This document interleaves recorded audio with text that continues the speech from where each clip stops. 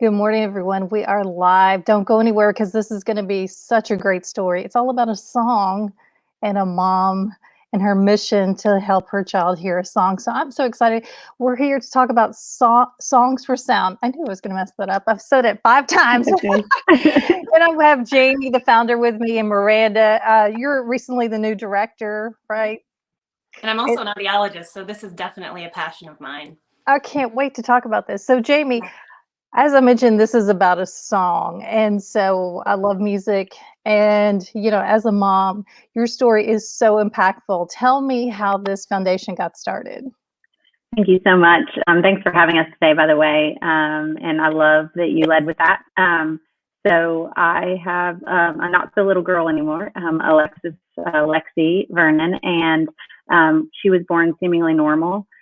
We did not know that a hearing screening was missed the day that she was born, that the hospital failed to give that test.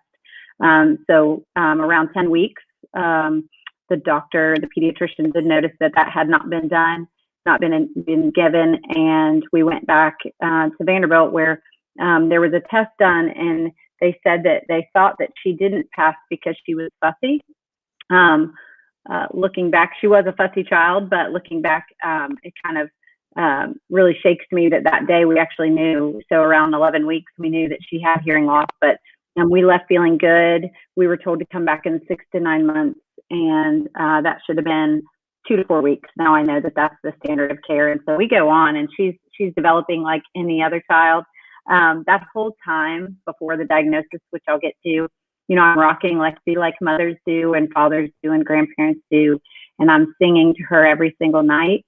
And honestly, it's kind of crazy. We didn't recognize this, but she wasn't responding to any of my lullabies. And I thought it was because we were disconnected, just as a mother and a daughter. The hard part about that was that lullaby was me trying to heal through my mother's death. She died of breast cancer 1 year before Lexi was born. And she sang. She had a beautiful gospel voice. She was always singing. Our house was filled with music. And so music was important. And so when Lexi she would squirm and turn and cry, and I just thought she couldn't connect with me. And fast forward around a little over a year, we go back. I go back to the pediatrician. It was met with a lot of reluctance because I'm not sure why. Lexi was actually, she had no language. She was almost 13 months old. She was not trying to say first words. She actually had a sound like she couldn't hear herself when she tried to make a sound, but she had no language, and she had an older sibling. So with some reluctance in that, I finally fought my way back to Vanderbilt, where we actually got the diagnosis that she was in fact born deaf. So at 14 months old, we found out she was deaf. 14 months that she went in silence. And that night, like I was telling you a minute ago, when I went home and just processing all of that, that's the day we learned about this amazing miracle at Vanderbilt, the cochlear implant, where she was implanted 4 months later. We met her miracle surgeon, Dr. David Haynes, who we just is like family to us, her audiologist and everybody, her speech team. But that night was like, I went back and I rocked her and I sang to her, and it hit me. That whole time she never heard music. And what would life be like here in Nashville or anywhere without the gift of a lyric and a melody, right? Yeah, exactly. So that's launched a mission. I was very, very troubled by the lack of care and the lack of connection to resources, great resources here at like Vanderbilt, their otology department, and the great surgeons, some of the best in the world.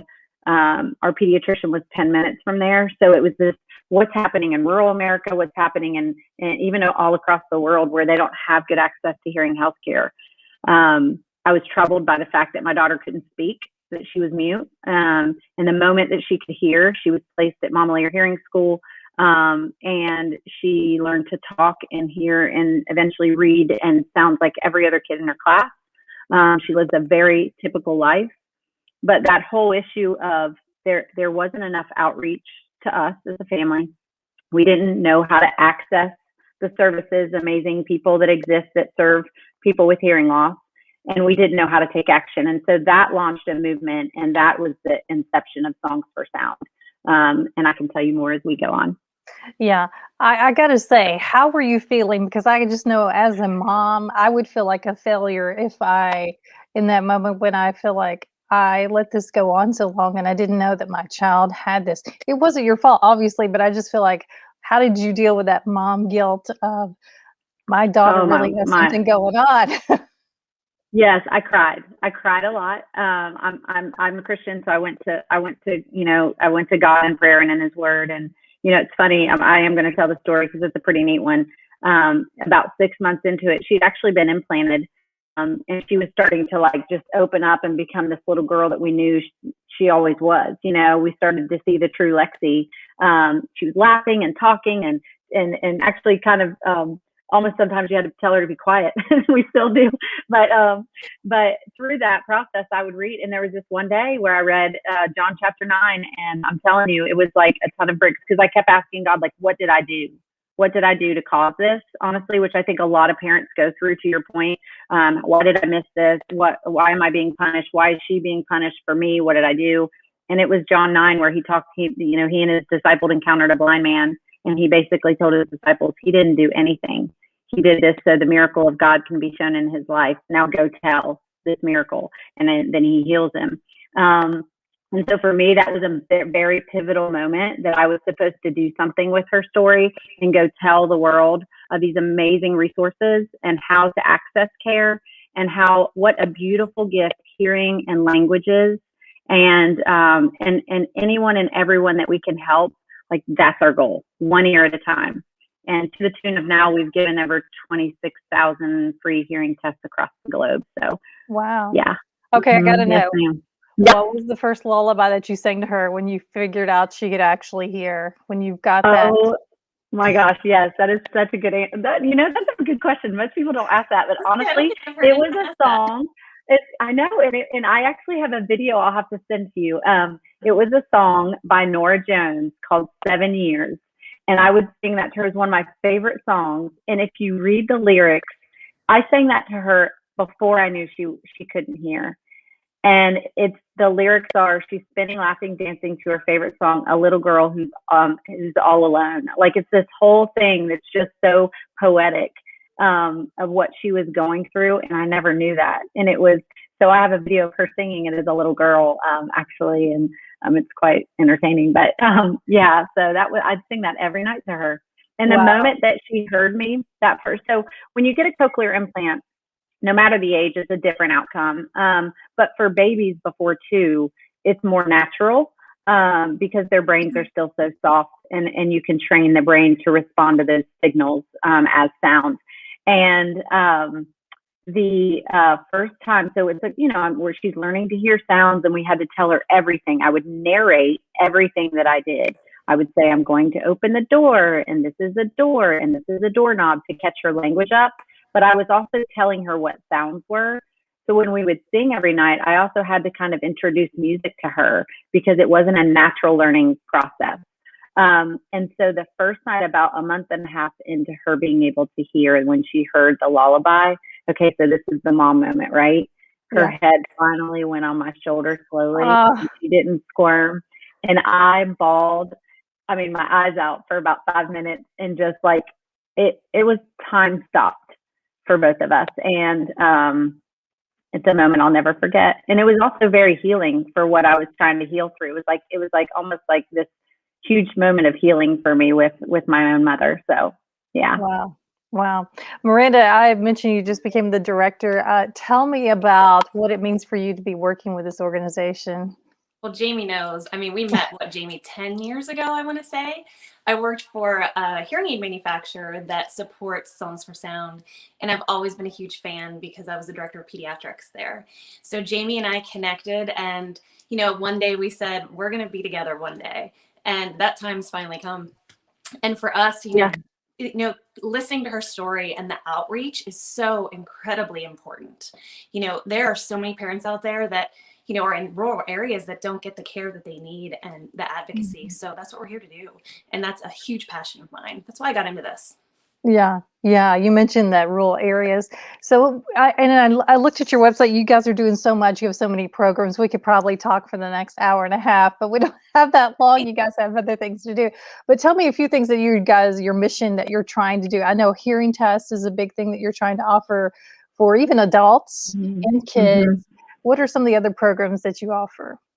So I'm going to touch back on the 3 A's that we use, which is awareness, access, and action, and to the point of bringing Miranda on so I can move into more of a CEO role. For 10 years, I've been building this.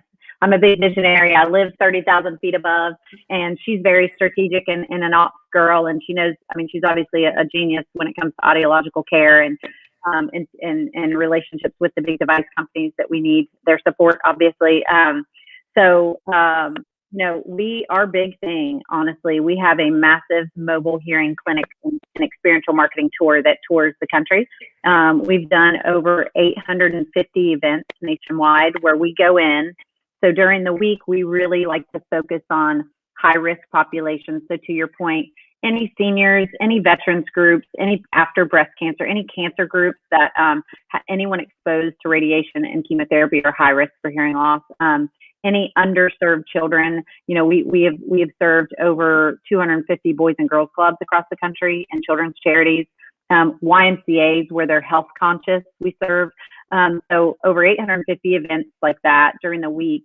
And then on the weekends, we like to do large community events, air shows, community festivals, anything that's a large population of people where we can really get the word out and create a lot of awareness and just crank people through and get them tested and get them their results. Everything is digital. Everything is done on this sophisticated software with our partner AutoHub, who donates all the software. And then we send them on their way into their community and we connect them to local resources. We really pride ourselves on something very different than what's in the industry currently, which is relationships. Everyone wants to maintain a relationship with their customer or their patient or whatever, but we try to help erase some of those fears and doubts before they get to that audiologist and build a lot of trust. So that's our big thing. We love, love, love people, and we want them to get the care that they deserve at the price point they can afford, the type of audiologist they'd like to see. And then we have other programs like we have a kids camp that we do every year for families that come from all over the country. It's usually about 6 states, and we serve them. It's a free weekend for them to be together, learn together, talk, share, peer-to-peer kind of mentoring. We always have special guests that present, teach them success strategies for the classroom or social strategies for kids with hearing loss and devices. The biggest thing that we're focused on right now is, of course, our tour that I mentioned and our outreach. And actually, there's some cool things that we're not ready to yet make an announcement. But I was going to tell you, I'm gonna offer you the exclusive because it's a big, big, big program. It's a big announcement. I'm going to give it to you, Donna. Okay, I'm excited already. Yeah, I know. And then the second thing is we are launching this amazing care team where it's an extension of what we do when we see people out in America. We're building a team of people who are passionate about hearing loss to take those results and be their best friend through the life of their hearing. So they call us, they email, whatever they want. They want to talk about their grandkids that day. We are a resource to just build trust and help them get the right fit for them from a charitable perspective and not a sales perspective. And then the third thing, and I love to tell everyone about this because there is a man who was a Williamson County resident, and his name was John Hardaway. John Hardaway was our board member. He had a cochlear implant. He lost his hearing suddenly, and he was a businessman. He worked for Brown-Forman, the big company that Jack Daniels, all the big brands. He was a general sales manager and very, very successful general sales manager. When he lost his hearing to cancer treatments, he beat cancer, but he would say that the cochlear implant literally gave him his life back because deafness just stole so much from him. He couldn't communicate in his career anymore, etc. So he actually passed away 5 years later from his first bout with cancer, and just a little bit over a year ago, and of cancer. And he asked everyone to support Songs for Sound because it was his life. And his hearing was what brought him so much joy, regaining that ability. And so we partnered with this family, and we are launching the Hardaway Hope House, which is going to be a home in Williamson County, where we offer all the after services, all the training for business professionals and leaders who need to know more about hearing health, free services, therapies, a way to come together and be together. The kids that are spread out in school systems all across this county, many counties that can't be together because they're in mainstream schools, bring them together and let them be together, and peer-to-peer, that peer-to-peer relationship and time together. Vets to come in, and we can train veterans on how they can access their benefits at the VA, which is always a problem. But those are the three big ones that we're working on. We do have one other large program, which is our Heroes Program and Tour for veterans, where we specifically focus on navigating the VA and helping them with whatever, because that's our highest risk population. Right. Wow. That's amazing. I mean, the gift of hearing is so incredible. And I think we all take it for granted when you can hear until you have an experience like you've had. And Lexi is doing well. I just was reading about, she's a student at Brentwood Academy. What is her ranking? She's a pitcher? Yes, ma'am. So, one day she started softball young. I played softball and a little bit in college. I was a middle infielder though. Lexi's like much taller than me, built a lot more strong. Like I'm kind of a small thing. But so she started playing when she was 4. And then one day she came to me, she's like, you know what? It was funny because she was on third base, and because of her hearing, she would always look over and cheer with the opposite team, the opposing team in the third base dugout. But she was this great little third baseman. And I was like, we got to come up with something different because she's too distracted and she's going to get hurt, But she would always, because her hearing is so hypersensitive to the sounds around her, she would just kind of and she's taught to listen, right? Like that's her whole life. She would just kind of fade out and look over, and I'm like, okay, Lex. So she actually came to me and she said, I want to pitch at 9. And I was like, that's a great idea because you have to focus. And so we started pitching, and today she's 13. She's played for a couple teams and kind of made her way to one of the top teams in the country. And she was moved up to an older age group. So she's a 13-year-old, and she plays with a lot of 15-year-olds, 14 and 15-year-olds. And sometimes against 16-year-olds. Wow. And she's a pitcher, the Birmingham Thunderbolts. They're out of Birmingham, top 10 program in the country. And she was just ranked as the number 7 pitcher in the country, which she would tell you that's not good enough. But, we're working. That's incredible. Keep moving up. Yeah. That's incredible. Yeah. So we're excited about, this will be her first middle school season at Brentwood Academy, and we're really excited about that. And, she wants to have a lot of fun and be with her friends, but we're really excited, and people need to come watch her. She's fun. Yeah. Okay. I haven't been to a softball game in a while, but now I'm coming because I got to see this. Yeah. Well, you know what? I have to say this. You know what makes her unique is that she really does, she really still plays for ice cream. She has a different perspective.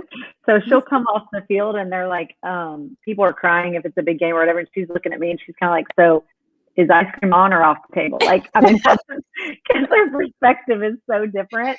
And so anyway, she kind of lets things roll off her back, which makes, I think makes her pretty good. Yeah. I love that. Man, this is an incredible story. You guys, please go check them out. You have a website. Miranda, tell everybody where they can find more information. Songsforsound.com. Songsforsound.com. Man, this has been a great way to start our morning here. Thanks so much for joining us. And you let me know when you want to make that next announcement. Come back here. We'll share it with everybody. Thanks. That's awesome. Thank you, Donna, so much. All right. Bye, everybody. See you soon.